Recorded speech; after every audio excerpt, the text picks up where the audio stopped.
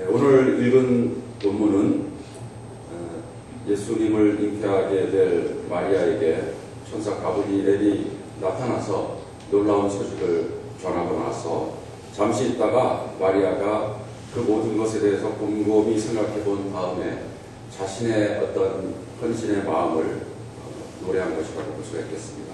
오늘 본문을 이해하기 위해서는 그 조금 전에 있었던 일들을 우리가 잘 알 필요가 있습니다. 지금부터 약 2000년 전에 하나님의 천사 가브리엘이 갈릴리 마을에 머물고 있었던 마리아에게 나타났습니다.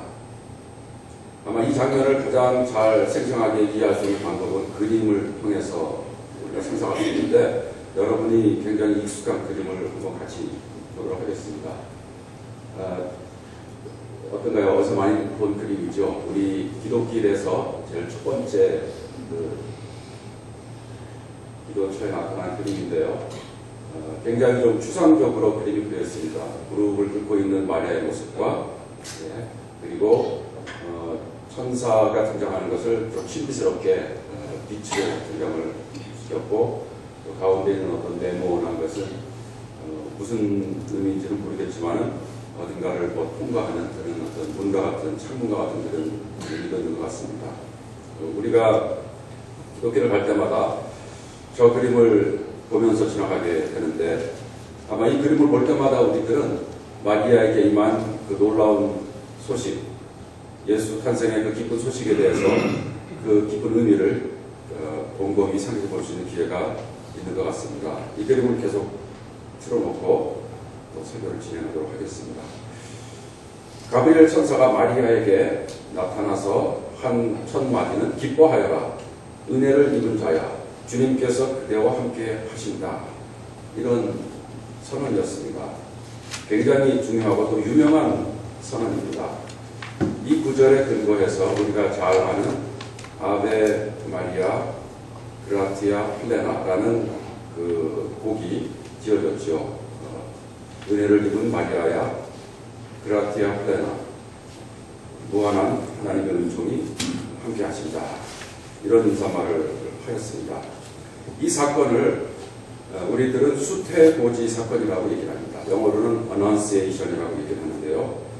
수많은 화가들이 이 수태고지에 관한 그림을 그렸습니다. 아마 여러분이 인터넷에서 수태고지라고 치고 이미지를 살펴보면은 굉장히 많은 화가들이 이 사건에 대해서 깊은 생각을 하고 그것을 그림으로 표현한 것을 알 수 있을 것입니다. 시간 나는 대로 여러분들이 한번 살펴보면 좋을 것 같습니다. 여러분이 만약에 이런 식으로 천사로부터 인사를 받는다면 여러분은 어떤 식으로 반응을 하시겠습니까?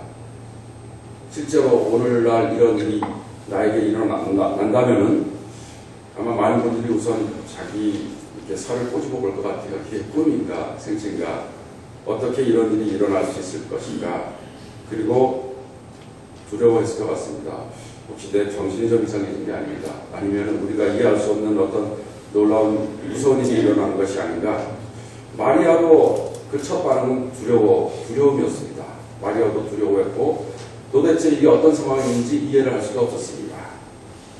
그래서 이게 과연 무슨 의미인가 궁금해하였습니다. 그런 마리아에게 천사가 두려워하지 말아라, 그대는 하나님의 은혜를 입었다, 이렇게 말씀을 하고 더 이해하기 힘든 말을 했습니다. 보아라, 그대가 잉태하여 아들을 낳을 것인데 그의 이름을 예수라 하여라. 그는 위대하게 되고 더없이 높으신 분의 아들이라고 불릴 것이다, 이런 말씀을 마리아가 들었습니다. 마리아는 더 당황했습니다. 마리아의 대답은 이러했습니다. 나는 남자를 알지 못하는데 어떻게 이런 일이 있겠습니까? 그야말로 엄청난 무서운 소식이죠. 마리아로서는 처녀인 자신에게 아기가 생긴다는 것은 상상할 수도 없고 너무나도 두려움이 되었습니다. 그러자 천사는 말하기를 성령이 그대에게 임하고 더없이 높으신 분의 능력이 그대를 감싸줄 것이다. 그러므로 태어날 아기는 거룩한 분이요 하나님의 아들이라고 불릴 것이다, 이렇게 이야기를 하였습니다.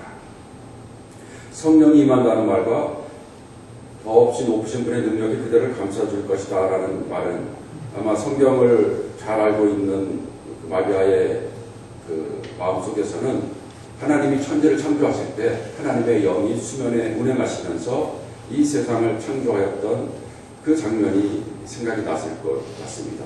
그래서 온 천하를 지으시고 유에서 유를 만드시고 모든 것에 생명을 주신 그 성령께서, 그 하나님께서 능력으로 임한다는 뜻으로 이해했을 것 같습니다. 아직도 의심을 하고 있는 마리아에게 천사는 이렇게 얘기를 합니다. 보아라, 그대 친척 엘리사벳도 늙어서 임신하였다. 임신하지 못하는 여자라고 불리던 자가 벌써 임신한 지 6달이 되었다. 그리고 결정적인 말로 말을 맺습니다. 하나님께는 불가능한 일이 없다. 하나님께는 불가능한 일이 없다.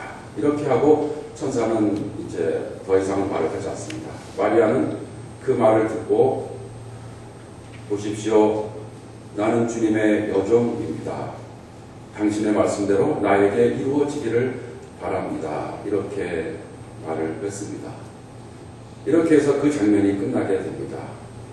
처음에는 의심하고 또 완전히 이해를 하지 못했던 마리아였지만은 그러나 점차 천사와의 대화를 통하여서 그 일이 얼마나 엄청난 일인지를 깨닫고 그리고 자신은 부족하지만은 그러나 그 일에 자신이 참여할 수 있다는 확신을 갖고 순종하는 그런 마리아의 모습입니다.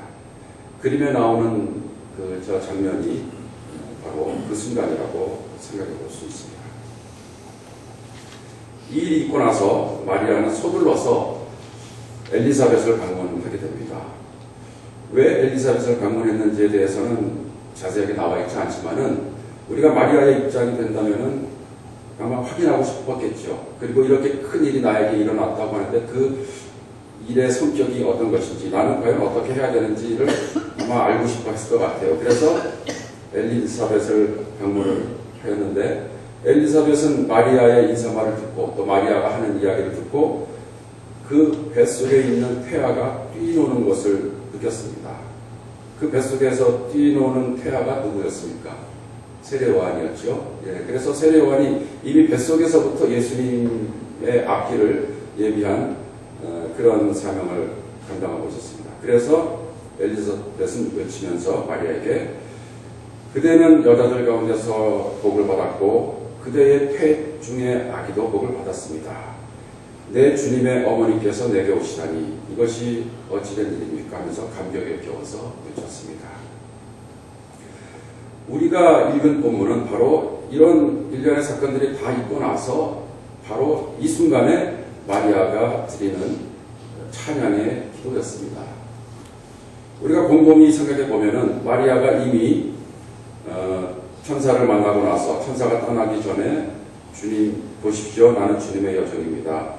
당신의 말씀대로 나에게 이루어지기를 바랍니다라고 하나님의 뜻을 받아들였죠. 순종을 했지만은 그러나 또 이런 시간을 보내면서 더욱더 그 하나님의 부름의 의미에 대해서 깊게 생각을 하고 비로소 이 시점에 있어서 마리아는 더욱더 완전하게 하나님께 자신의 일생을 바치고 그러한 하나님의 뜻에 대해서 자신을 맡기는 그런 결단과 찬양의 기도를 드리게 된 것으로 생각할 수 있습니다. 이 본문도 굉장히 우리 기독교인들에게는 중요한 본문입니다. 하나님의 부름에 대해서 응답하는 가장 모범적이고 완전한 순종의 그 예를 우리가 이 기도에서 찾을 수가 있습니다.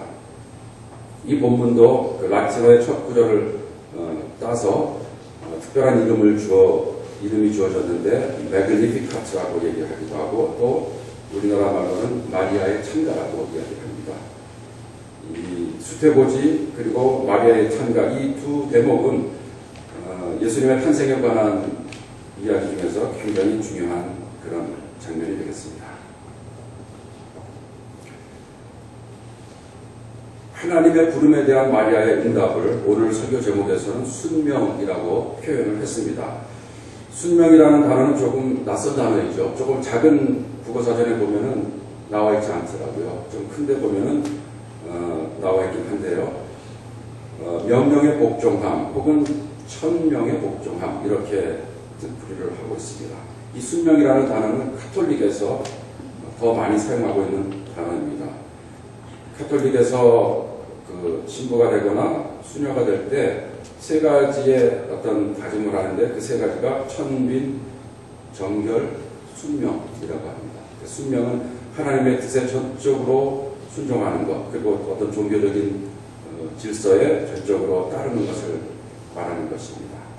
그래서 순명은 순종이라고 하면은 어떤 한 명령에 대해서 따르는 것이라는 의미가 좀 있다면은 순명이라는 것은 그 명령을 운명으로 생각하여서 일생을 통하여서 그 뜻에 따르기로 작정하는 것, 온 인격과 생애를 다 바쳐서 순종하는 것을 우리가 순명이라고 생각해 볼 수 있습니다.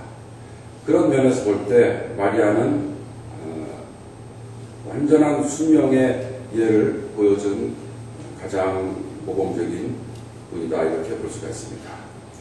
카톨릭에서는 이 마리아를 여러 가지 또 다른 이유로 굉장히 위대하게 생각을 하지만은 우리 개신교에서는 무엇보다도 마리아가 위대한 점은 바로 그와 같은 완전한 순명의 모범을 보였기 때문입니다.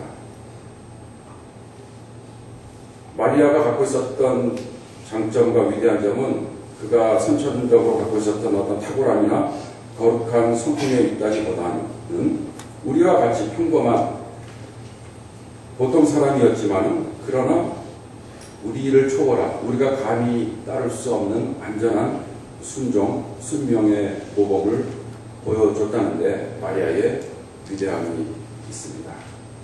따라서 마리아의 평범성을 먼저 우리가 이해하고 마리아가 보통 인간과 같이 하나님의 놀라운 그 명령에 대해서 이해하지 못하고 두려워하고 또 의심을 하는 것과 같은 모습을 보였다는 것, 그것도 어떻게 보면은 마리아의 그 위대함의 한 부분이라고 생각해 볼 수 있습니다.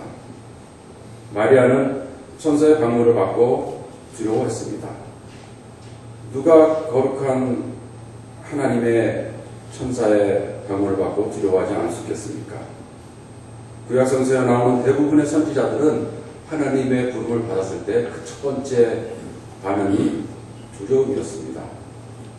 이사야도 그랬고 모세도 그랬고 에레미야도 그랬고 대부분의 선지자들은 하나님으로부터 특별한 사명을 갖고 부름을 받았을 때 전부 두려워하였습니다. 이사야 같은 사람은 하나님의 그 거룩함을 목도하고 나는 이제 죽게 되었구나 라고 생각을 할 정도였죠. 우리들은 우리 자신의 부족함, 우리들의 죄 이런 것들이 하나님 앞에서 드러나는 순간에 두려워할 수밖에 없습니다. 그리고 하나님의 그 높은 뜻, 깊은 뜻을 이해하지 못하기 때문에 불안해할 수밖에 없습니다. 그래서 마리아는 두려워하였고 그리고 천사에게 어찌 이런 일이 일어날 수 있겠습니까? 라고 말을 했죠. 이것은 단순한 의심과는 다르고 어떻게 보면 진지하게 하나님의 부름에 응답하기 위해서는 당연히 나와야 되는 우리들의 반응이 아닌가 하는 생각이 듭니다. 바로 앞에 나오는 본문에 의하면 세례 요한의 아버지 사가랴는 그의 아내가 아이를 낳을 것이라는 천사의 말을 믿지 못해서 벌을 받았습니다. 그래서 어떤 일이 일어나냐면은 아기가 태어날 때까지 그 말을 하지 못하게 되었습니다. 그러나 마리아는 벌을 받지 않았습니다. 마리아의 이런 태도, 이해하지 못한다는 것을 솔직히 말하고 또 두려운 그 반응을 보이는 것은 인간으로서 자연스러운 반응이다라고 생각해 볼 수 있습니다. 진지하게 하나님의 뜻을 생각할 때 당연히 마음속에서 두려움과 과연 내가 이 일을 할 수 있을까 의심과 궁금증이 많이 생기고 많은 우려와 망설임이 생기게 되는데 마리아는 바로 그 과정을 거쳤다는 것을 우리가 알 수 있습니다. 우리가 로봇가 아니라면, 우리가 노예가 아니라면, 우리가 천사가 아니라면 당연히 그런 질문이 생길 수밖에 없을 것 같습니다. 한번 예를 들어보면 어떤 사람이 처음으로 성가대 이제 대원이 되어서 성가대에 이제 쓰게 되었는데 그 다음 주에 지휘자께서 그 대원에게 다음 주에 솔로를 하세요라고 부탁을 하면은 어떻겠습니까? 우리 성가대에서 그런 일이 절대로 없겠지만은 그런 말을 들은 사람이 순종한다고 네 알겠습니다 이렇게 받아들이면 어떨까요? 그 사람은 순종을 한다기보다는 뭘 모르는 거죠. 잘 모르는 거죠. 그 솔로 한다는 게 얼마나 중요하고 어렵고 힘든 일인 것을 몰라서 그런 대답을 하는 것이죠. 그것처럼 하나님이 우리에게 어떤 큰 사명을 주시는데 아무 토도 달지 않고 네 알겠습니다 이렇게 얘기한다면 그것은 믿음이 깊어서라기보다는 그 사안이 얼마나 엄청난 사안인지를 모르는 것이라고 생각할 수밖에 없습니다. 그리고 자신의 능력과 자신의 어떤 죄성을 자각하지 못하는 것이라고 밖에 볼 수가 없는 것입니다. 그런 면에서 볼 때 마리아가 처음 보여준 반응은 마리아의 겸손함, 마리아의 자각을 잘 표현해 주는 것이라고 볼 수 있습니다. 우리가 하나님의 뜻대로 따르지만은 몇 가지 좀 다른 식의 태도가 있다고 생각이 됩니다. 저는 한번 편의상 이 순종에도 여러 종류가 있는데 그것을 좀 구별을 해봤습니다. 맹종이라는 것이 있겠고 또 굴종이라는 것이 있겠고 또 바람직한 순종이 있을 수 있다고 생각을 해봤습니다. 맹종이라는 것은 몰라서 그냥 무조건 시키는 대로 하는 것이 되겠죠. 그 사람은 좀 어리석고 어떻게 보면 속았고 명령하는 자가 누구인지 상관없이 그냥 자신이 당연히 그렇게 해야 되는 줄 알고 그 명령의 내용이 무엇인지도 알지 못하면서 자동적으로 그냥 그대로 따라하는 사람입니다. 그 사람에게는 독자적인 판단이나 어떤 행동을 할 수 있는 능력이 없는 것이죠. 이 사람은 명령에 대해서 질문을 하거나 그 내용에 대해서 물어보지를 않습니다. 무조건 순종을 하는 것이죠. 우리가 잘못하면은 하나님에 대해서 우리들은 이런 식으로 맹종을 해야 된다고 생각을 하기 쉽습니다. 그러나 저는 결단코 하나님이 맹종을 우리들에게 원하는 것은 아니라고 생각을 합니다. 우리가 맹종을 하게 된다면 우리들은 하나님이 우리에게 주신 가장 고귀한 선물인 자유의지를 포기하는 것이나 마찬가지입니다. 자유의지라는 것은 우리의 이성적인 판단과 또 우리의 결단, 우리의 의지를 다 포함하는 것인데 하나님이 우리를 사용하실 때는 우리가 이와 같은 우리의 생각과 우리의 판단력과 우리의 결단력 이 모든 것을 통하여서 하나님의 일을 하시기를 원하시지 우리가 마치 로봇과 같이 변하여서 아무 생각 없이 아무 정신없는 존재로서 하나님의 일을 하기를 결단코 원하시지 않는 것이죠. 우리가 맹종하는 것을 많이 훈련을 받게 될 때 이단에 빠지게 되는 경우가 굉장히 많이 있습니다. 마리아는 맹종적인 의미에서의 순종을 하지는 않았습니다. 또 다른 종류의 순종으로서는 우리가 굴종을 생각해 볼 수 있습니다. 굴종은 어떻게 표현을 하면 될까요? 그 뜻을 여러분들이 다 잘 아시겠는데 자신의 의견이나 어떤 자신의 입장이 있을 수 있습니다. 혹은 그 명령이 마음에는 들지 않지만은 그러나 자발적으로 그 명령을 기쁨으로 순종하는 것이 아니고 강하게 의해서 예를 들자면 두려움 때문에 혹은 자신이 힘이 없기 때문에 혹은 어떤 위협 때문에 시키는 대로 하는 것 그것이 굴종이라고 생각이 듭니다. 하나님께서는 우리들로부터 굴종을 원하실까요? 사실 우리들은 하나님 앞에서 너무나도 무력한 존재이기 때문에 여러 가지 능력이라든가 여러 가지 상황을 생각하면 굴종을 할 수밖에 없는 존재입니다. 그렇지만 하나님은 우리들을 불종하는 존재로 만드시기를 원하시지 않는 것이죠. 우리가 하나님의 뜻에 수긍하지 못하면서 계속 불평하면서 반항하면서 기쁨도 없이 그러나 할 수 없이 하나님의 뜻을 실천하면서 산다면 그것은 우리가 비참하게 불종하는 신세에 빠져있는 존재가 되는 것이죠. 밀턴이 쓴 신라본을 보면은 타락한 천사장인 사탄과 또 사탄의 진영에 잠시 속해 있다가 빠져나온 유일한 천사인 압디엘이라는 그 두 천사가 논쟁하는 장면이 나옵니다. 그 장면에서 사탄은 그 압디엘에게 이렇게 말합니다. 너희는 정말로 참 비참한 존재들이다. 너희들은 신에게 굴종하면서 삶을 살면서도 그것이 얼마나 불행한 삶인지 모르고 있다. 이렇게 비판을 합니다. 그러자 압디엘은 그 사탄에게 말하기를 정당한 권위가 있고 절대적으로 선하고 정의로운 분에게 자발적으로 순종하는 것은 굴종이 아니고 그것은 마땅한 일이다. 도리어 사탄을 따르는 자들이 그 안에서 억압과 굴종이 있다고 반론을 제기하였습니다. 우리가 하나님의 명령에 대해서 불종을 한다면 우리들을 노예로 만드는 것이나 마찬가지입니다. 맹종하는 사람은 로봇과 같은 사람들이고 불종을 하는 사람들은 노예와 같은 사람들입니다.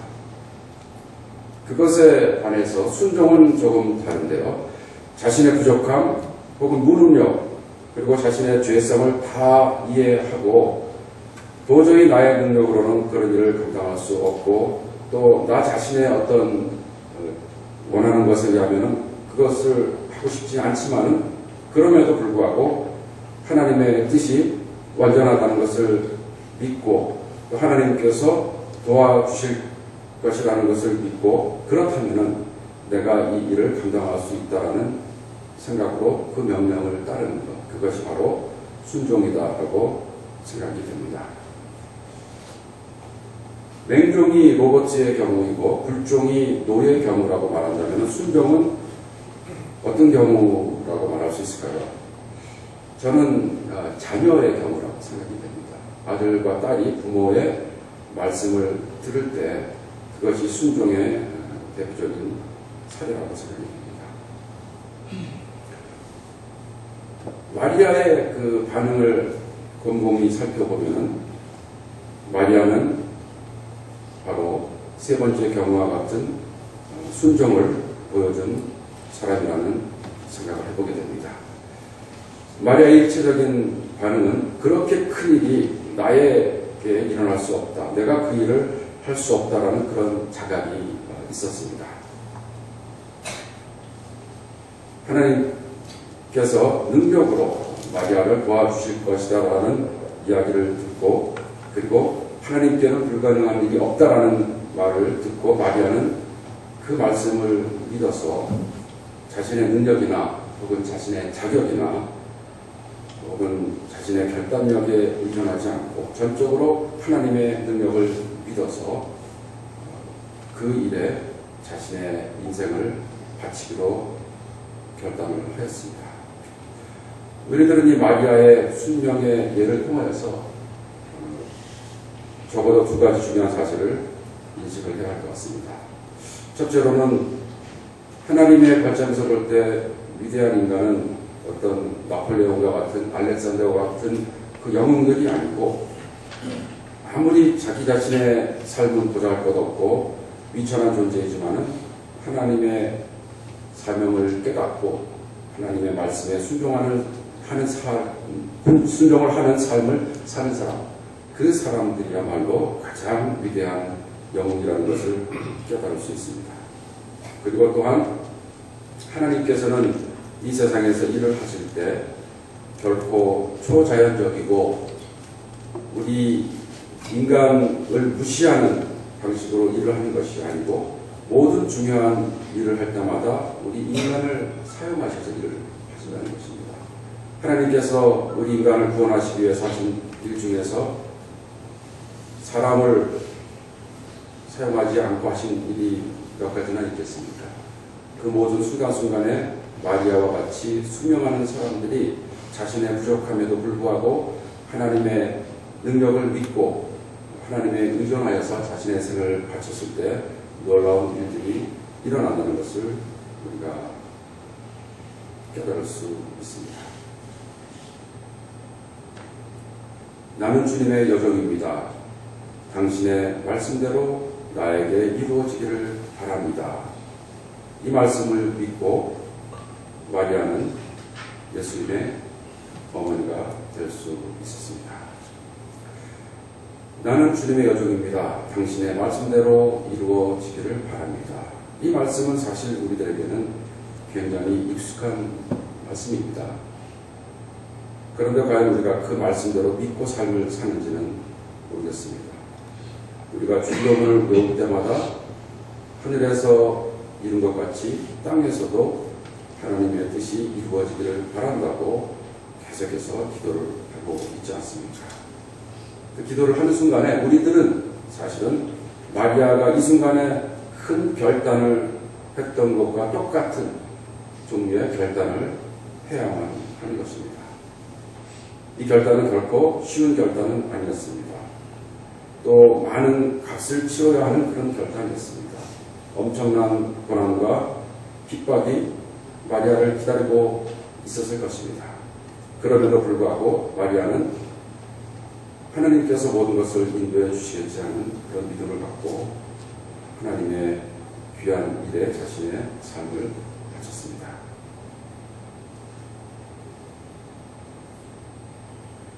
마리아가 이렇게 하나님의 뜻대로 살 수 있었던 데는 마리아가 자신의 부족함을 인지하고 다 깨달음을 갖고 있었고, 그리고 하나님의 뜻에 대해서도 이해를 하였지만, 그러나 분명한 것은 모든 것을 다 이해하지는 못했다는 것입니다. 분명히 신비의 여지는 있었을 것입니다. 구체적으로 하나님이 어떤 식으로 이 어려운 일들을 다 해나가실지를 100% 이해하지는 못했습니다. 그렇지만 분명히 하나님께서 선한 대로, 온전한 대로 인도해 주실 것을 깨달았을 것입니다. 그런 하나님을 믿고 자발적으로 기쁨으로 그리고 자신의 최선을 다하여서 주도적으로 순종함으로써 마리아는 가장 아름다운 순명의 모범을 우리들에게 보여주었습니다.